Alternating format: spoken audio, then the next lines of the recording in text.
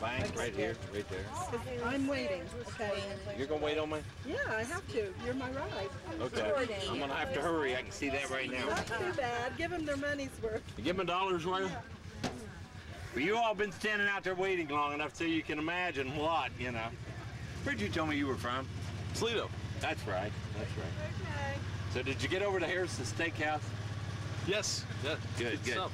Did you get down to the River Museum? Yep. All right, that's my man. I was talking to him yesterday, that's why. People on the back row, please. Where are you from?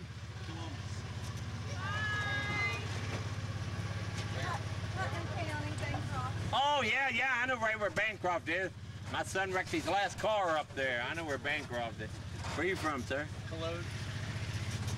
You all? Where we live. Chicago? Chillicothe. Chillicothe, okay. I'm an old guy, I can't hear. Spent too many years in the chemical plant. Has anybody or everybody seen our mural? Okay, they're hoping at some point to paint that mural all the way down, is what I'm told. That will be a never-ending story if they do that. That depicts the American Revolution.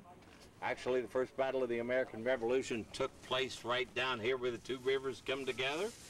That is Chief Cornstalk, the statue, and Colonel Andrew Lewis right there. They're the two main characters in the battle down there. You probably saw the Mothman statue back over there in Gun Park where you got your ticket. A gentleman lives right here in the area, made all three of those. Also, he lives in a little town actually right up the river, and in that little town up there, he made the fire department a fireman carrying a child. Oh, it's awesome. Now here's one you might like. He's also got a 60-something model pickup truck. Remember the Ford, the stub-nosed, flat-nosed Ford trucks that they had?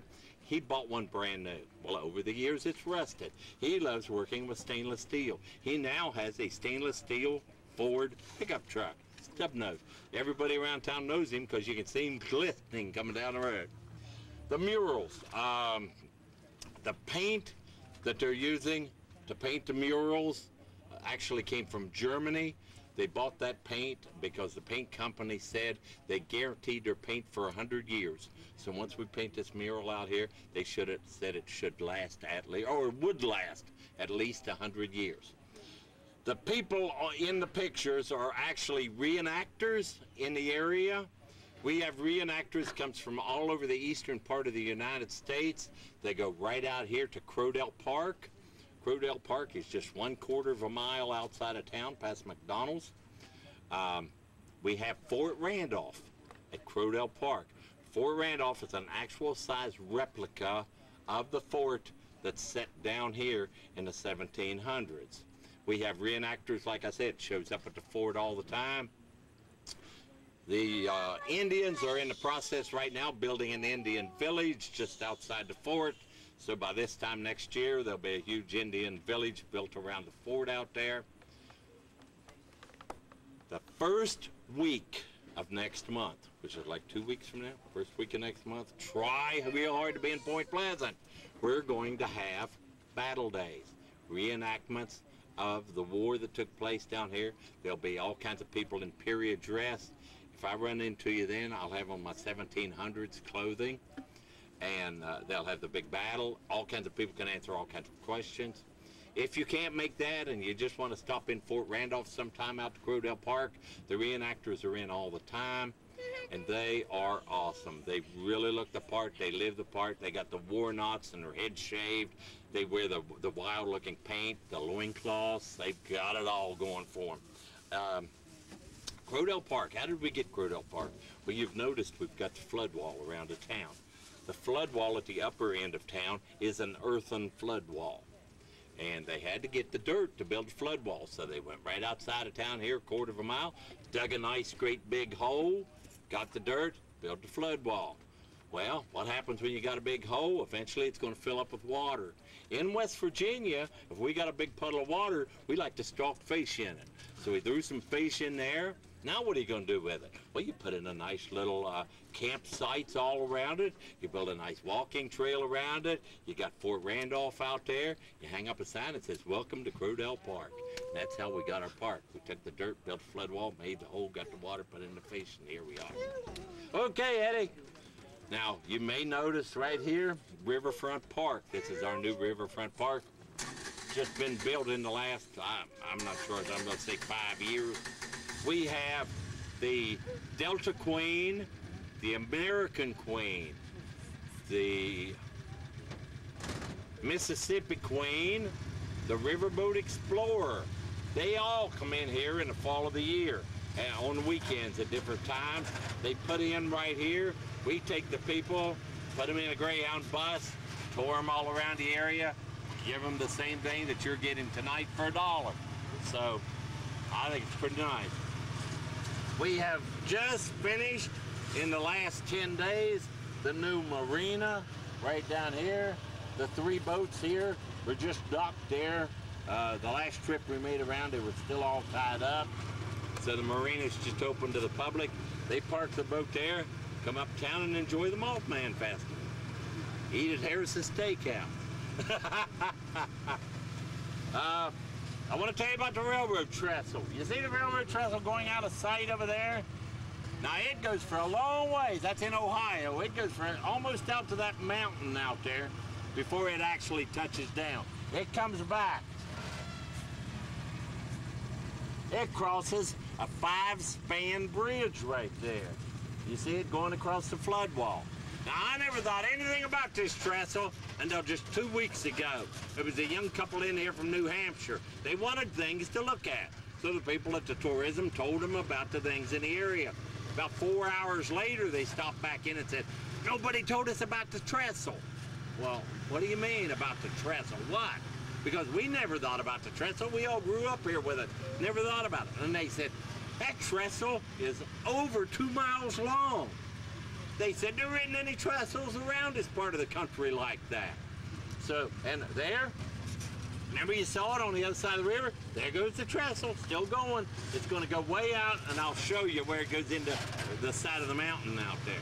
So, I mean, it's just unbelievable. So the people said, people like trains and trestles, tell them about it. So, you've been told, check out the trestle. Mothman, we're all actually here to talk about the Mothman, so I want to be sure and point out to you right here on your right, the world's only Mothman Museum, right there. They made the movie Mothman Prophecy starring Richard Gere.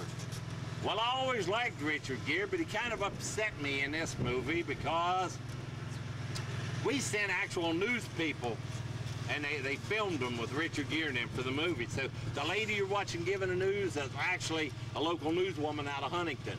He talked about how bad she was. He said, she stared at me. Well, I can understand that. You're Richard Gere, you know what I mean? You expect to get stared at. So anyway, he put her down real bad, but then he said, I'm not doing any movie in Point Pleasant. You're gonna have to move the movie to Pittsburgh. So they actually made the movie right outside of Pittsburgh. I was teasing him about Harris's Steakhouse. Right here is Harris's Steakhouse. Carolyn Harris has the place. I like to tell you about that place because back in the 60s, the kids would come down, shift workers coming in. We all worked shift work here in this town. It was open 24 hours a day. When all the other towns in West Virginia was closed down, this town was still going because we got all of the plants around this area because of the river and all, see? Guys on shift work at midnight. Back in the 60s, you didn't have restaurants open around here at midnight, but that one was. It was open all hours because of the shift workers and all. But anyway, that place looks exactly like it did in 1960. Now, I don't want you to go in the restaurant and say anything to her. I don't want to hurt anybody's feelings. This is really maybe personal. But Carolyn Harris, who has the steakhouse, her husband and teenage son was on the bridge when it collapsed, and they were killed. And I asked Carolyn one day, Carolyn, why does your restaurant look like it did the same way I saw it when I came to town 39 years ago? And she said, this is why. My son and my husband spent more time with me in this restaurant than we ever did at our house. because that was their livelihood. And she had to be open. She was open 24 hours a day. She said, my husband and son left the restaurant and said, we'll be back in a little while. We're going to Galpaless. Well, they never came back because they were killed in the bridge. She said, this place, right down to the salt shakers, looks just like it did the day my family left.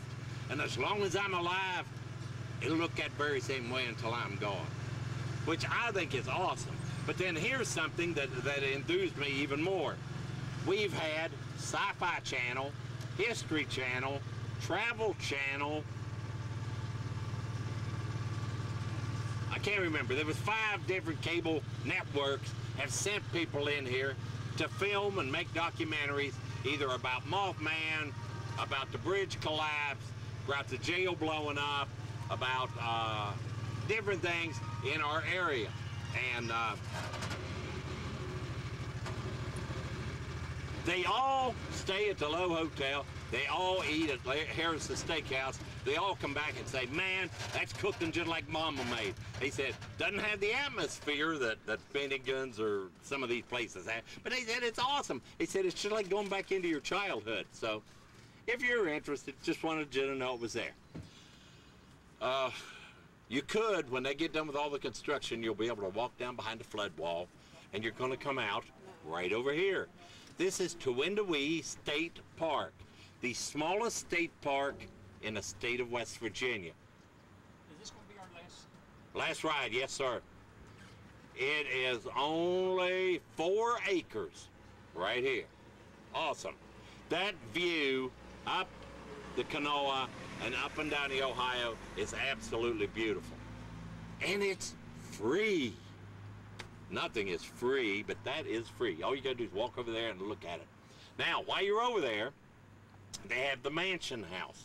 The Mansion House was built in it was used in the 17 and 1800s. It was a stagecoach stop where the stagecoach came through here. They would water and feed the horses over there. The people would feed, they would eat while they were over there. If you came in on the late evening stage, you would stay over there overnight.